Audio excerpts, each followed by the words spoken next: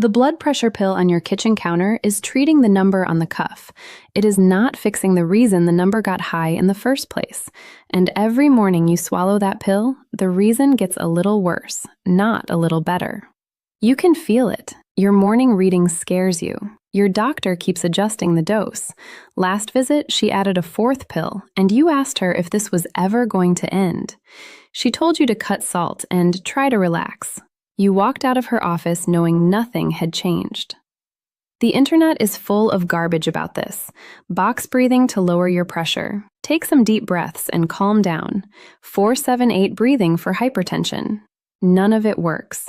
Your blood pressure is not anxiety. Your pressure is not stress. You cannot yoga your way off 3 pills a day. That is not how this works. And the reason it is not how this works is the same reason your 4th pill is being added next month. The medical system is treating the wrong organ. Before any of that, I want you to see what fixed looks like. Because if you do not see the destination first, what comes next will only scare you. Imagine your own morning 90 days from now.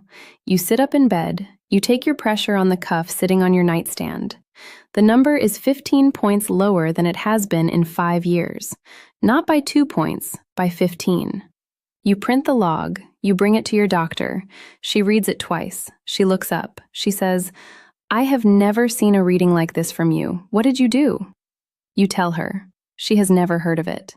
2 weeks later, she reduces one of your pills. 3 months later, she takes you off another one. 6 months later, you are on 1 pill instead of 3. Your wife reaches for your hand on the walk to the mailbox, not to steady you, just because. Your daughter stops asking if you are okay. Your pharmacy bill drops by $90 a month. And every morning, when you sit in your chair before coffee and breathe, a calm settles into your chest. A calm that has not been there in years. That is where this video takes you.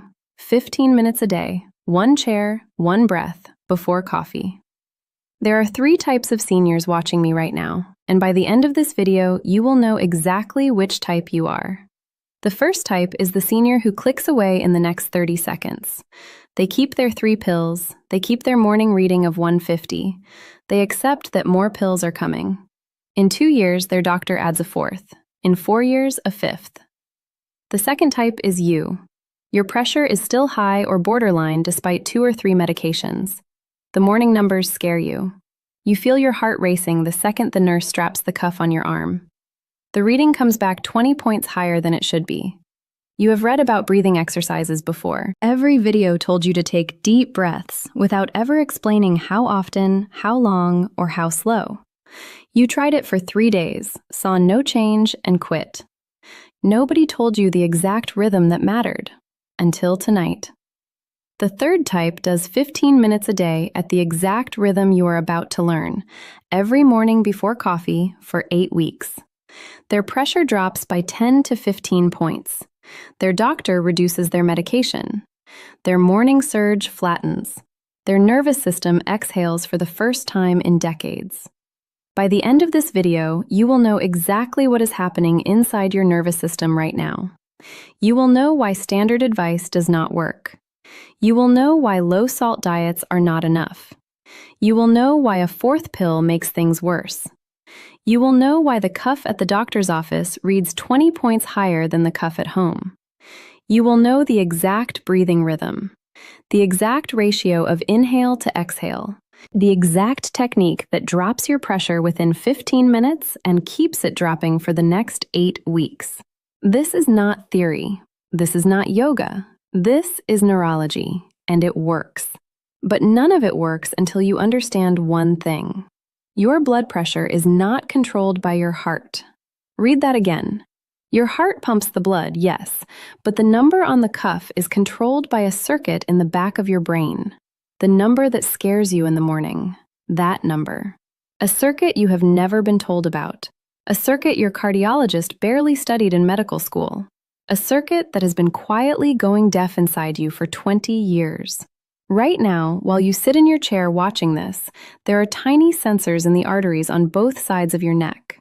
Touch the side of your neck just under your jaw. Feel your pulse. Those sensors sit right there, buried in the artery wall, less than half an inch under the skin. Every time your heart beats, the blood pushes against them. In a healthy 30-year-old, those sensors feel the push and send a message instantly to the brainstem. The message says, "Calm down, the pressure is fine. Tell the vessels to relax." In your body, those sensors have been going deaf for 20 years. The push hits them. Nothing happens. The message never arrives. This circuit is called the Baroreflex, the pressure control center. In a healthy 20-year-old, the pressure control center can detect a change of 1 millimeter of mercury and respond in 15 to 20 milliseconds. By age 70, the sensors only respond to a change of 5 to 6 millimeters, and they respond 3 to 5 times slower. The hardware in your arteries is stiffening. The software in your brainstem is going deaf. And when the brainstem goes deaf, the stress command center in your brain stops being inhibited. It runs free. It dumps a stress chemical into your bloodstream all day long. The stress chemical locks the small arteries throughout your body into a state of permanent tightness right now. While you sit in your chair watching this video, your arteries are clamped down and your brain is not sending the signal to release them. That is not stress. That is not anxiety. That is a deaf circuit failing to do its job. Your doctor measures the result. The result is a blood pressure of 150/90. She gives you a calcium channel blocker to force open the constricted arteries. She has not touched the brainstem circuit creating the constriction in the first place. The pill suppresses the symptom. The circuit is still going deaf. Every year that passes, the circuit needs more help. Every year, the dose goes up or another pill is added. This is also the reason your office reading is 20 points higher than your home reading, the white coat effect. The cuff at the doctor's office reads 155. The cuff on your kitchen counter reads 135. Your doctor is treating the 155 number. She is dosing your medication based on the wrong reading. She is asking you to take more pills than your real blood pressure requires. Why does this happen? Because the moment you sit in her office, your stress command center fires. Norepinephrine floods your bloodstream. Your already clamped arteries clamp down harder. Your pressure spikes 10, 15, 20 points above your baseline. Then she takes the reading. The number she sees is a stress reading, not a resting reading. But the prescription she writes is for the stress reading. The medication has to handle the worst-case office spike, not your real baseline.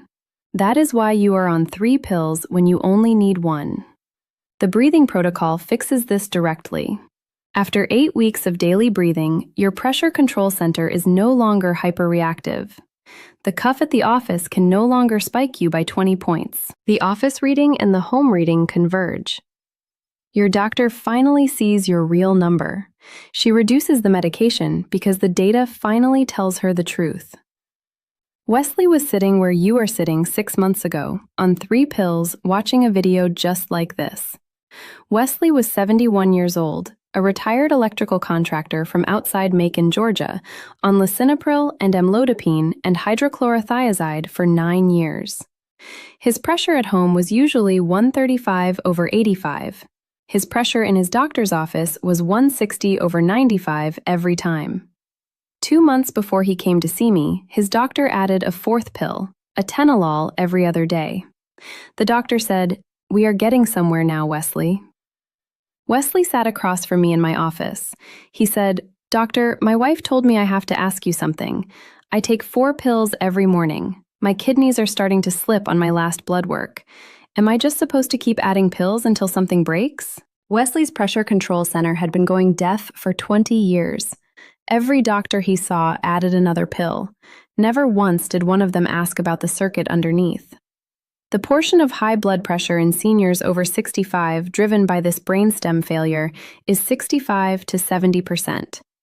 2 out of 3 seniors on a blood pressure pill are being medicated for a nervous system problem, not an artery problem. The artery looks bad on the cuff. The nervous system is what broke first. And your doctor has never been taught how to retrain it. Your doctor spent 4 years in medical school. In those 4 years, she memorized the names of 40 different blood pressure medications. She memorized dosages, side effects, and interactions. She can write a prescription in 30 seconds. But in those same 4 years, she received less than 20 hours of training on the nervous system, the same nervous system that controls whether those medications are even necessary. 20 hours out of 4 years. That is not her fault. That is a curriculum designed by a system that profits from prescriptions and does not profit from retraining. Wesley's doctor was not malicious.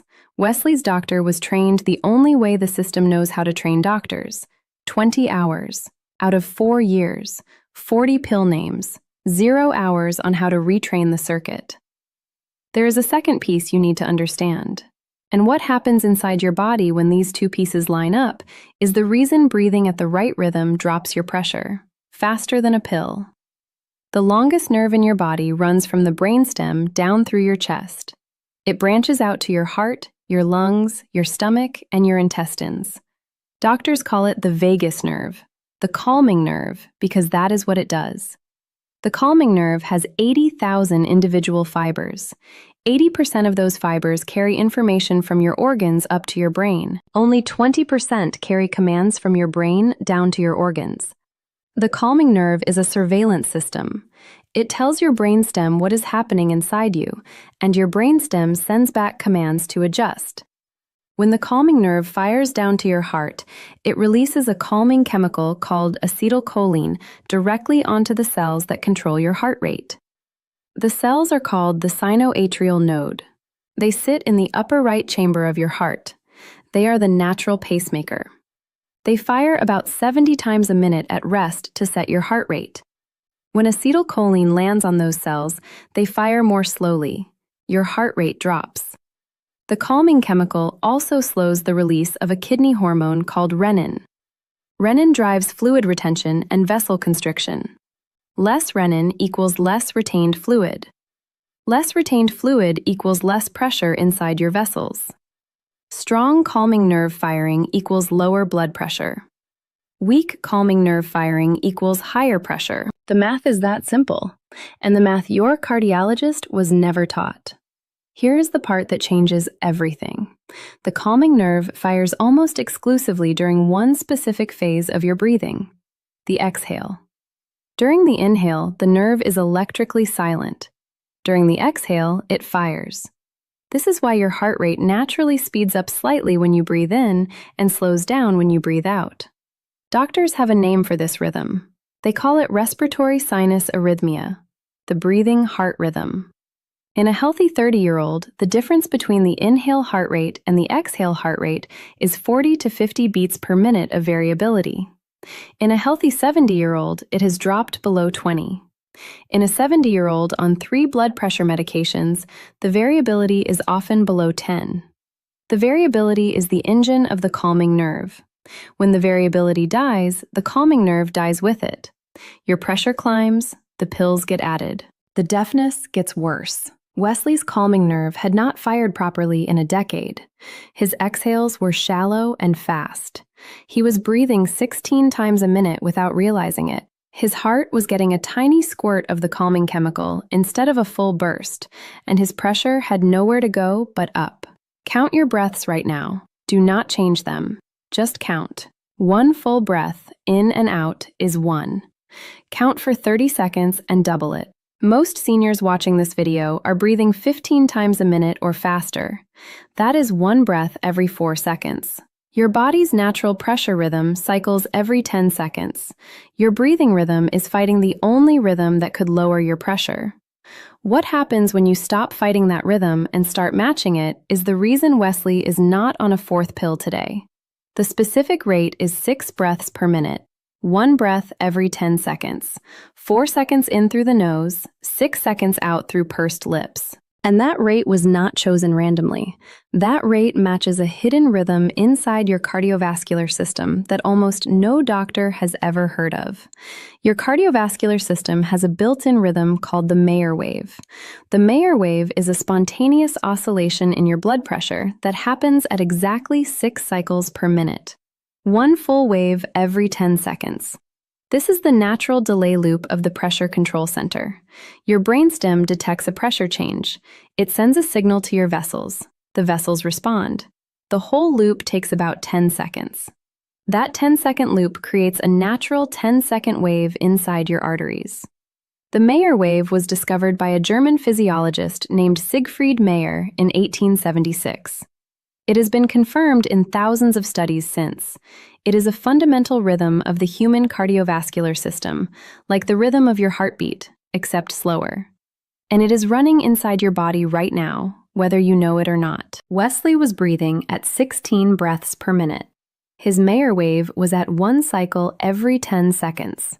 The two rhythms were completely out of sync. They were canceling each other out inside his body every minute of every day.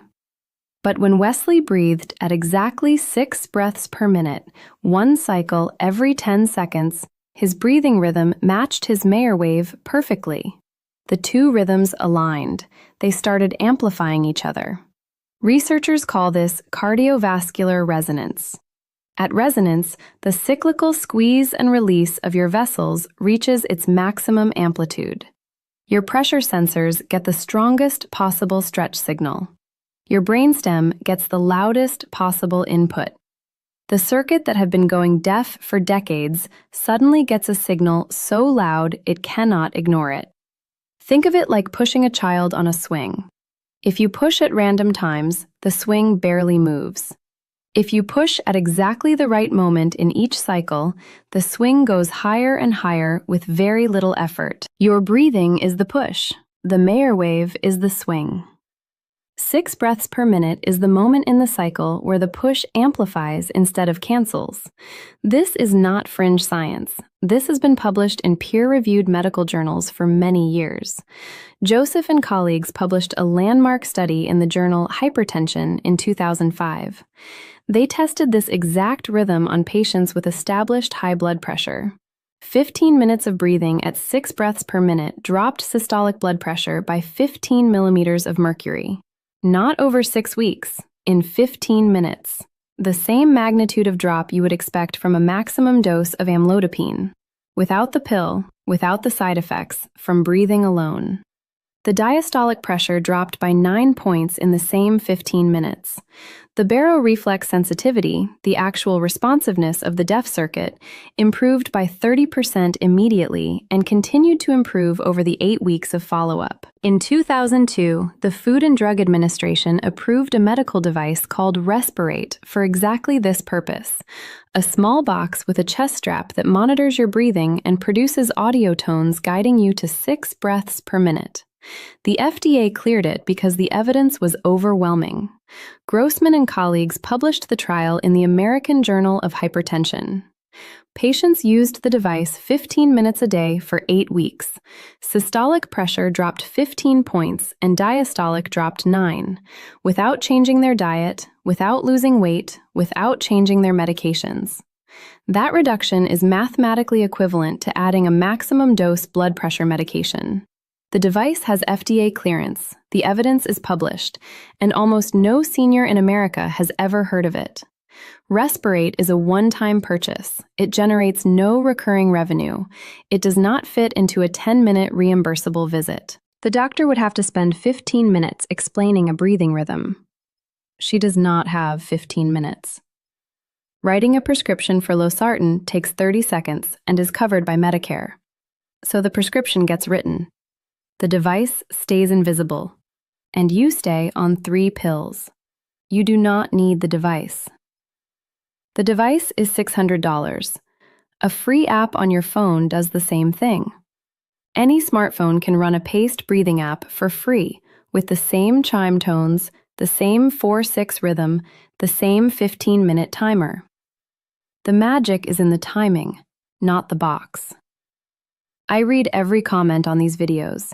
Every single one. And the question I see more than any other is this: how do I talk to you directly?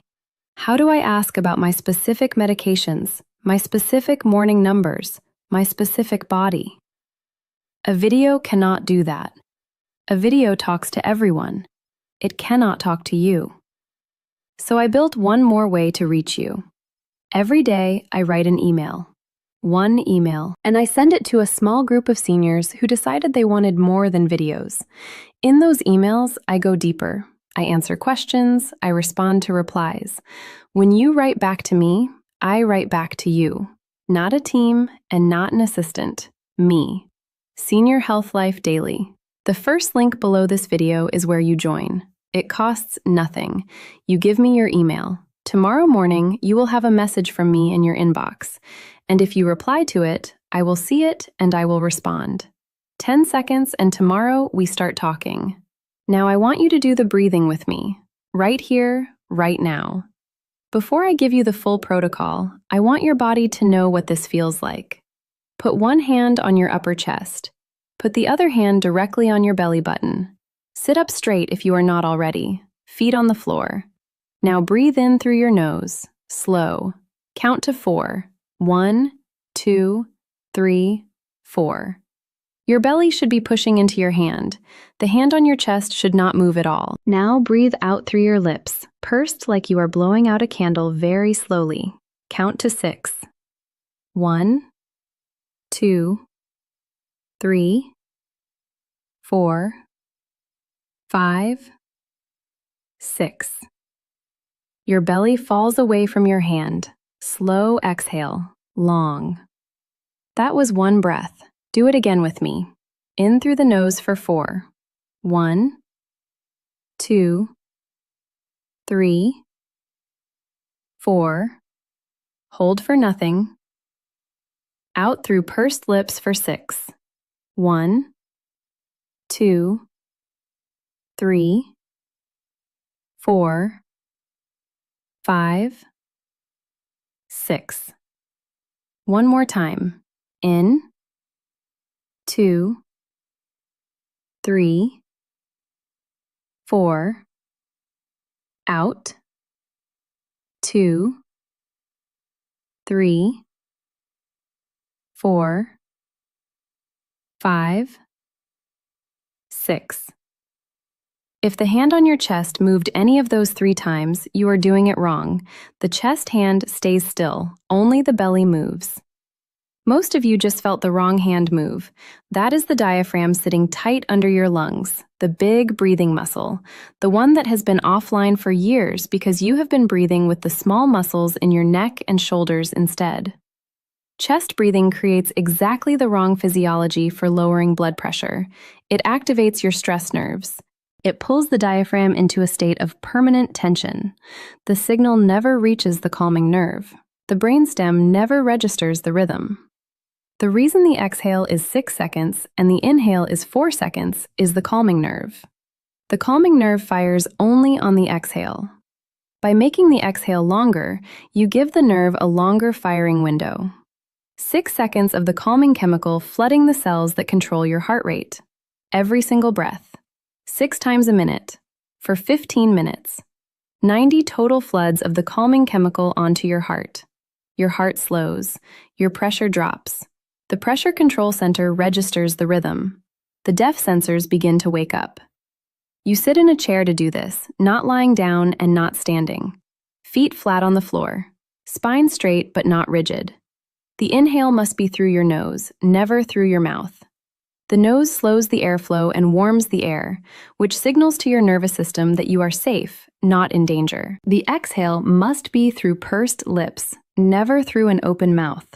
The pursed lips create a slight back pressure inside your lungs that keeps the small airways open longer. That back pressure gives the calming nerve more time to fire its full burst. You do this 15 minutes a day, every morning, within 15 minutes of waking, before coffee, before your phone, before anything. The reason morning is the only time that fully works is the circadian curve. Your blood pressure follows a daily rhythm. It is lowest at night while you sleep. It begins to rise at 4 or 5 in the morning, driven by a cortisol surge before you even wake up. By the time you get out of bed, your pressure is climbing rapidly. It peaks between 6 and 10 in the morning. This peak is where most heart attacks and most strokes happen, the morning surge. Your pill takes about an hour to fully kick in. That means for the first hour after waking, when your pressure is climbing fastest, you are unprotected. The breathing protocol fits exactly into that window. You sit in your chair, you do the 15 minutes, you flatten the morning surge. Your calming nerve fires steadily through the most dangerous hour of your day. By the time your pill is fully absorbed, the breathing has already done half the work. This is also why breathing in the evening, while pleasant, does not produce the same blood pressure reductions in the clinical trials. The morning is when your nervous system is most plastic. The morning is when the deaf circuit is most able to be retrained. The morning is the dose. Wesley started doing this on a Tuesday. He used a free smartphone app that chimed every 4 seconds for the inhale and every 6 seconds for the exhale.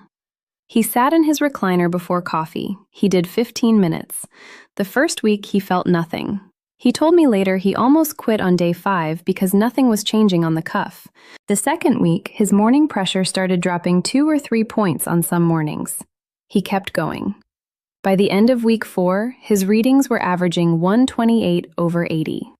By the end of week 8, his morning average was 122/76, a 13-point drop. He brought the printed log to his doctor. She read it twice. She looked at him over her glasses and said, "Wesley, what are you doing?" He told her.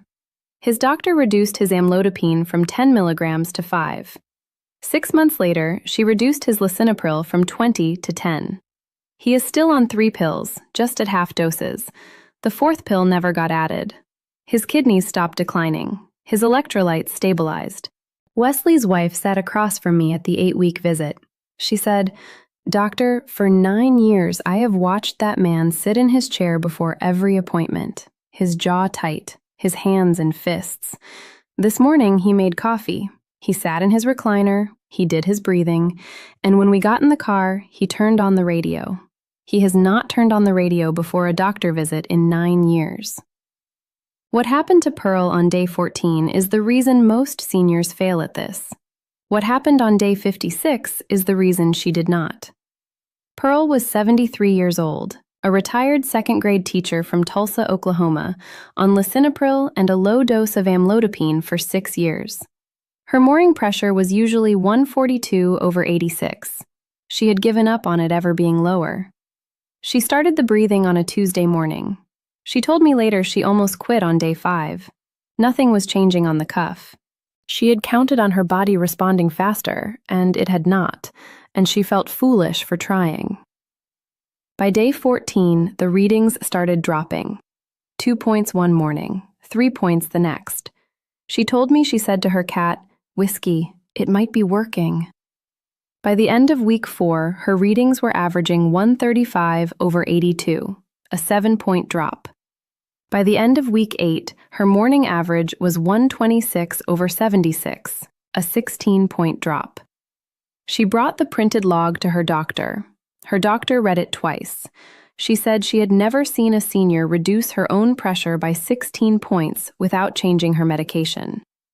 Pearl explained the rhythm. Her doctor reduced her amlodipine from 5 milligrams to 2.5. 3 months later, she took her off the amlodipine entirely. Pearl has been on lisinopril alone for 14 months. Her morning pressure has stayed at 124/76. Pearl told me the most surprising part was not the numbers, it was the appointments. She said, "Doctor, for 6 years, that cuff made my heart race. Last Tuesday, the nurse strapped it on me, and I just sat there. The reading came back 126. I almost cried in the chair." The breathing had retrained more than her pressure. Before I get to specific medications, I want you to understand what your high pressure is actually doing inside your body right now. Because if you understand this, you will not skip a single morning of the breathing. Your blood vessels are not pipes. They are living tissue with a delicate inner lining called the endothelium. When your pressure runs at 150/90 for years, the endothelium gets micro-injured with every pulse. Picture water from a fire hose hitting drywall. The wall does not break in one hit. It cracks slowly over thousands of hits. Your arteries are doing the same thing. The cracks fill with plaque. The plaque stiffens. The stiffness raises the pressure even higher. The cycle accelerates. Your kidneys are the first organ to show the damage. The kidneys filter your entire blood volume every 5 minutes. They contain 1 million tiny filter units called nephrons. Each nephron is fed by a microscopic artery the size of a hair. When your pressure runs high for years, those tiny arteries thicken and narrow. The nephrons stop filtering properly.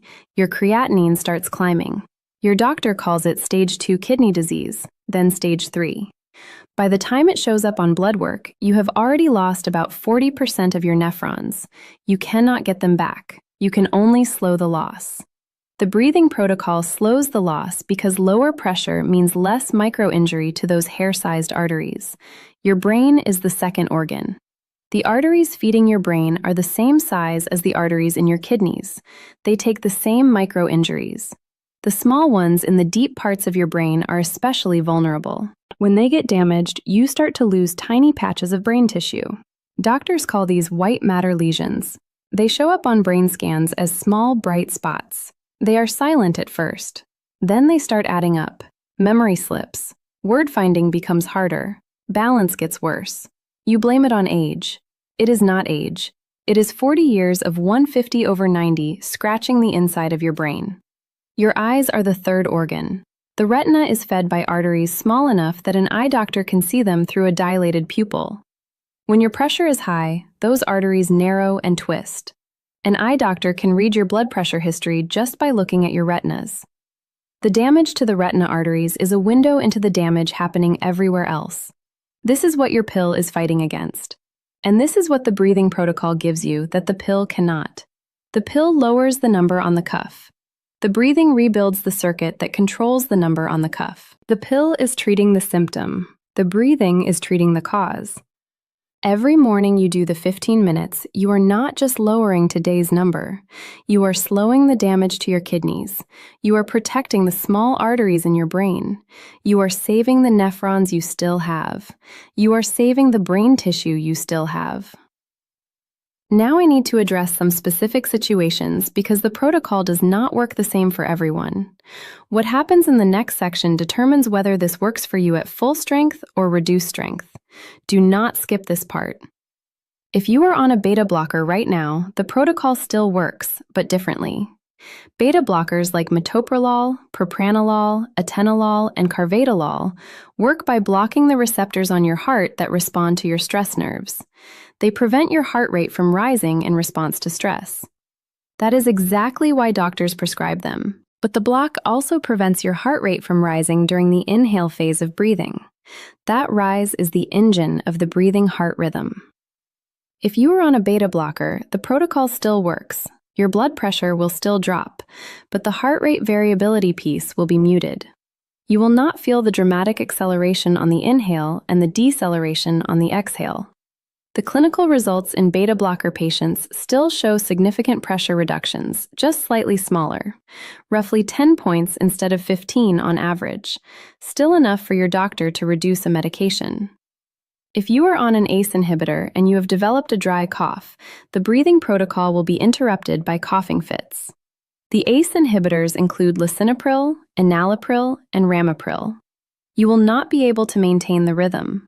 The fix is to talk to your doctor about switching to an ARB, same class, no cough. Losartan, valsartan, telmisartan. These will let you breathe without interruption. The ARBs are widely available, generic, and inexpensive. Most insurance plans cover them. If you are on a diuretic like hydrochlorothiazide or furosemide, do not skip your morning dose because of the breathing. The diuretic is doing a different job than the breathing. The breathing retrains the circuit. The diuretic flushes excess fluid. You need both until your pressure drops enough that your doctor can taper the diuretic dose.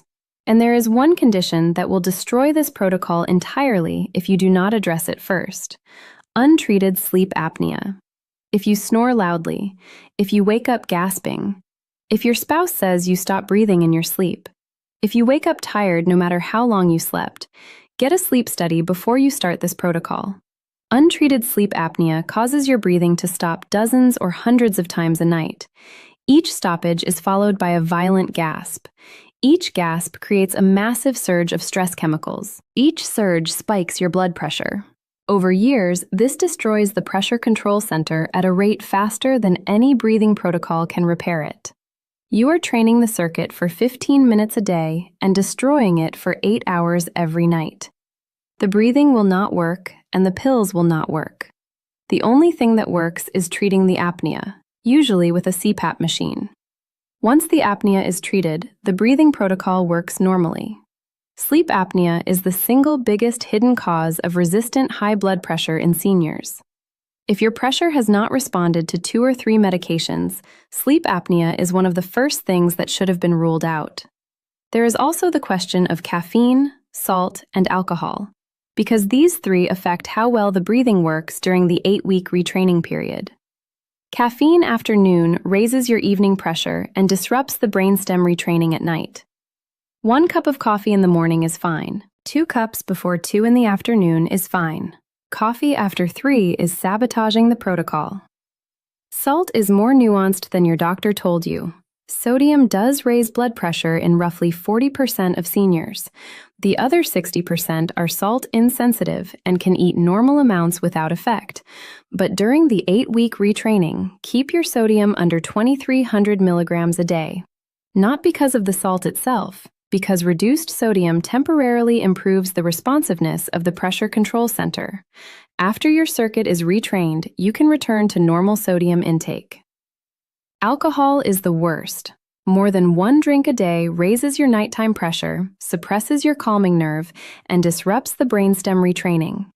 During the 8 weeks, 0 alcohol if possible, no more than 1 drink per day if 0 is unrealistic. And whatever you do, please listen to me on this. Do not stop your pills, ever, without your doctor watching. This is the most dangerous mistake a senior can make with this information. Otis was 78, a retired carpenter from northern Indiana, on 4 blood pressure medications for 11 years. He decided on his own to stop 2 of his pills and replace them with the breathing protocol. He did not tell his doctor. His daughter said, "Dad, you should at least call her." He said, "I will be fine. The video said it works." Within 5 days, his pressure climbed back to 160/95. The breathing was working. It was just not working fast enough to replace the pills he had stopped. His pressure had nowhere to go but up. He had a small stroke 10 days after stopping the medication. He recovered, mostly. Some weakness on his right side that has not fully resolved. The breathing is not a replacement for the pill. The breathing is the tool that lets your doctor reduce the pill under supervision once the circuit has been retrained. You do not stop the pill. You do the breathing. You bring the numbers to your doctor. She reduces the pill. That is the order. Any other order is what put Otis in the hospital. Now the monitoring, because if you cannot prove to your doctor that your pressure has dropped, she will not reduce your medication. The whole point of the protocol is to get you off pills you no longer need. You need a home blood pressure cuff. If you do not have one, get one. They cost $30 at any pharmacy. Get an upper arm cuff, not a wrist cuff. The wrist cuffs are less accurate. Get one approved by the American Heart Association. Omron makes good ones, so does Welch Allen. Take your pressure every evening at the same time, sitting in a chair, feet on the floor, back supported, arm resting on a table at heart level. 2 readings, 1 minute apart. Average them. Record the average. After 14 days, calculate your weekly average by adding up the 7 daily readings and dividing by 7. Do this every week. Compare week 1 to week 2, week 2 to week 4. Week 4 to week 8. You are looking for a downward trend in the weekly averages, not in the daily readings. Daily readings bounce around by 10 or 15 points based on what you ate, how you slept, whether the dog barked an hour before. Daily readings will drive you crazy. Weekly averages tell the truth. When your weekly average has dropped by 10 points and stayed there for 3 weeks, take the printed log to your doctor. Say it exactly like this. "Doctor, I have been doing 15 minutes of paced breathing every morning for the last 8 weeks. My weekly averages have dropped from 142/86 to 126/76. I am wondering if we can consider reducing one of my medications under your supervision.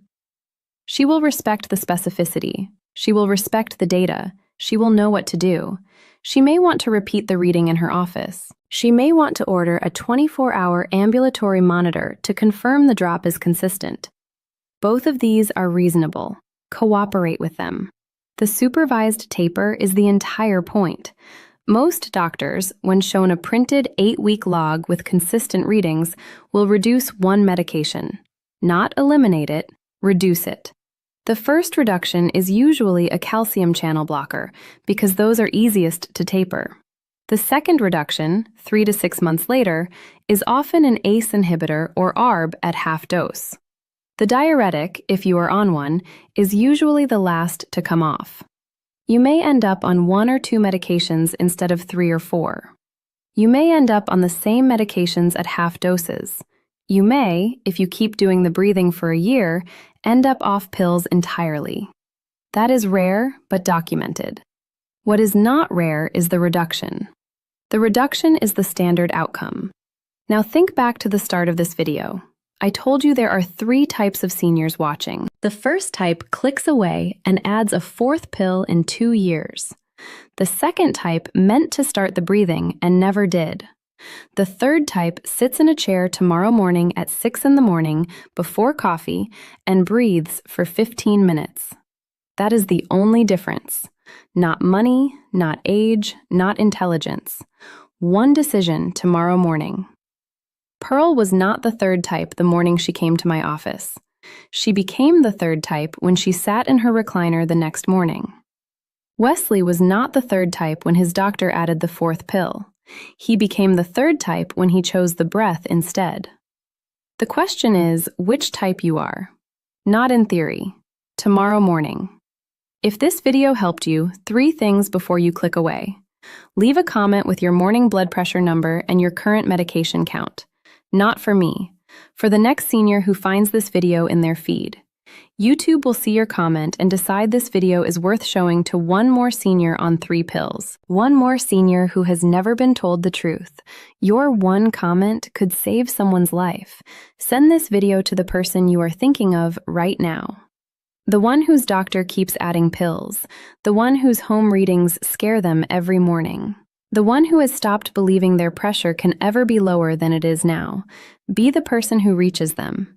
The blood pressure protocol is my ebook, the full system, not one pill and not one number. The protocol looks at everything together, including the nervous system retraining that no prescription addresses. It treats your blood pressure the way it actually needs to be treated, as one connected system. Link in the description. That is what this is about. This is not about a breathing rhythm or a brainstem circuit.